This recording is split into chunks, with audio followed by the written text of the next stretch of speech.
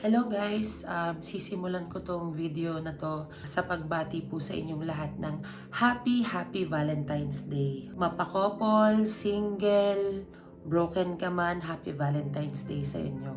Isi-celebrate natin tong araw ng mga puso kahit ano man ang pinagdadaanan mo.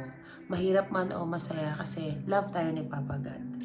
I decided to do this video para makapag-move forward na ako. Hindi para gumawa ng iskandalo, kung hindi para malabas ko yung nararamdaman ko, closure para sa chapter na yun, at peace of mind para wala na akong kinikimkim na sama ng loob. Yes, I'm still single and adjusting pa rin sa lahat ng nangyayari sa family namin. Isa talaga sa dahilan bukod sa pagiging unstable ni Papa Odi sa paghihiwalay namin ay ang infidelity. I was suffering, enduring all the pain on my own. Dahil alam kong may pagkukulang ako bilang babae, magiging transparent and honest po ako sa inyo. Umabot sa point na hindi ko na siya napagbibigyan, umabot ng 7 months. And I started to believe na as long as hindi ko kilala yung babae, as long as hindi niya pinapakita na may ginagawa siya, I'll just go with the flow. Kahit na may nararamdaman akong mali, wala pa rin akong ginawa para sa relationship naming dalawa, na maayos kami. At nag-focus ako sa gusto kong unahin. I know what he did wasn't right. Napakasakit kapag nakita mo na, napakasakit kapag nabasa mo na, nakausap mo pa. Huwag kayong mag-alala girls, nasa akin lahat ng pictures, ng screenshots, IDs na kayo nagbigay. Yung iba, nakaharap ko pa't pinuntahan ko pa sa bahay nila. Pero huwag kayong mag-alala. Pero wala akong ilalabas. Dahil alam kong may power ako sa social media para masira kayo. At first, I'll be honest, gusto kong magwala sa social media. But then naisip ko yung pamilya ninyo. Yung iba, mga asawa nila, binubugbog sila, kaya naghanap ng comfort sa iba. Yung iba naman may asawa sa ibang bansa na nagpapakahirap para tustusan yung mga pangangailangan nyo at ng mga anak nyo. Yung iba naman, nag-hi pa sa akin yung mga bata at tinawag akong Mama Marie. Huwag kayong mag-alala, hindi kayo para kabahan. Wala akong ilalabas. Dahil tulad ng ginawa ninyo, na sinira ninyo yung puso at isip ko, hindi ko yun igaganti sa inyo. Hindi na importante kung sinong naunang mag-chat. Si Odi man o kayo, nag-reply kayo, ibig sabihin, ginusto ninyo. Kaya, wag na tayong magsisihan kung sinong nauna at hindi. Yung iba naman, alam nyo may partner naman pero sumigi pa rin kayo. Ito ang message ko sa lahat ng naging babae ni Papa Odi. Mapachat man, flirt man, or date lang, or hook up niya para sa sandaling ligaya. Pinapatawad ko na kayo. Sa mga naging babae ni Papa Odi, hindi ko i-wish na maramdaman ninyo yung pain na naramdaman ko. Hindi ko i-wish na makarma kayo. Though lahat ng ginagawa natin sa mundong ito ay may balik, hindi ko pa rin i-wish, ipagpe-pray ko na hindi nyo maranasan kung ano ang pinagdaanan ko bilang babae. Ipagdadasal ko na i-heal pa rin kayo ni Lord. Marami sa inyo alam ko na pinapanood ninyo ako kasi nababasa ko sa mga chat ninyo eh. Ang akin lang, sana huwag kayong maging way na may isang babae na naman na umiiyak or nasasaktan dahil sa pagiging selfish. Sana hindi nyo ibaba yung sarili ninyo. Lalo na yung tignan nyo yung sarili nyo bilang parausan.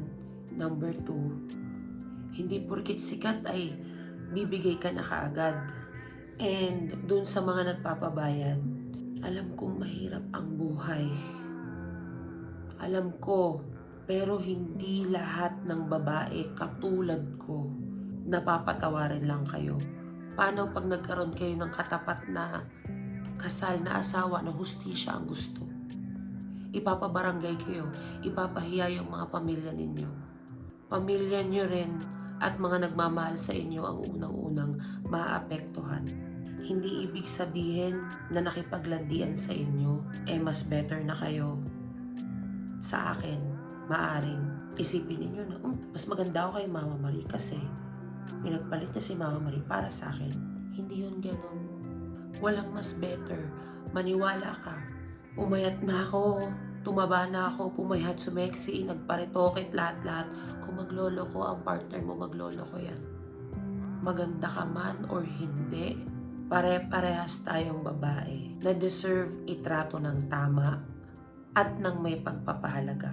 Tatanda tayo, kukulubot. Sana mahanap ninyo yung taong makakapagbigay sa inyo ng totoong pagmamahal. Wala sa ganda, kaseksihan o galing sa kama or kung ano pa man. Single ngayon si Odi. Mag-chat man kayo sa kanya or what, nasa sa kanya na yun. Pero ang tanong, bakit wala siya sa inyo? Kung totoong meron kayong naging koneksyon, hindi nyo deserve maging number 2 or option. Maaaring nandito siya sa akin kasi after everything, andito ako para suportahan siya bilang kapamilya.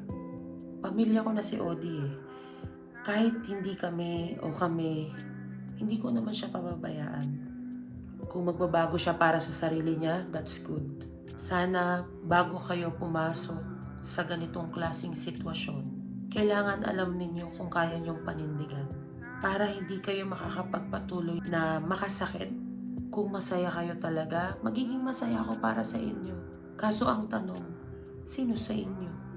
Sinasabi ko to hindi para ipamukha sa inyo kung ano yung mga naging pagkakamali niyong nagawa sa akin, kundi para pahalagahan niyo yung mga sarili ninyo tulad ng pagpili ko sa sarili ko ngayon.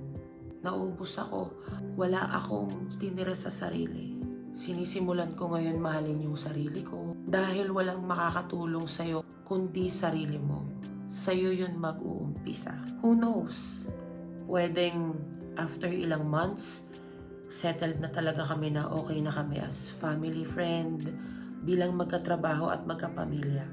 Or hindi natin alam, ayoko magsalita ng tapos na baka posible kasi na mabigyan pa ng chance. Hindi natin alam. Kasi right now, I'm still in pain and I'm trying to heal myself with the help of my family, my friends, and especially yung sarili ko na gustuhin mo talaga na makapag-move forward. Heal yung sarili mo sa pain na naranasan mo. At para sa mga fans ng Team Maddie, I'm sorry. Alam kong marami sa inyo ang umaasa na magiging okay agad kami ni Papa Odi, na magkakabalikan kami. One step at a time lang po kasi nakakandado talaga yung puso ni Mama Marie ngayon. At ang hiling lang ni Papa Odi ay hayaan ko siyang bumawi sa akin, magpakita ng pagsisisi. Kaya hinahayaan ko lang siya. Ang mahalaga naman sa akin is makita ko rin na makapag-heal siya with the help of many people. Professional at hindi. Kasi alam niyo naman kung anong pinagdaanan ni Papa Odi after that.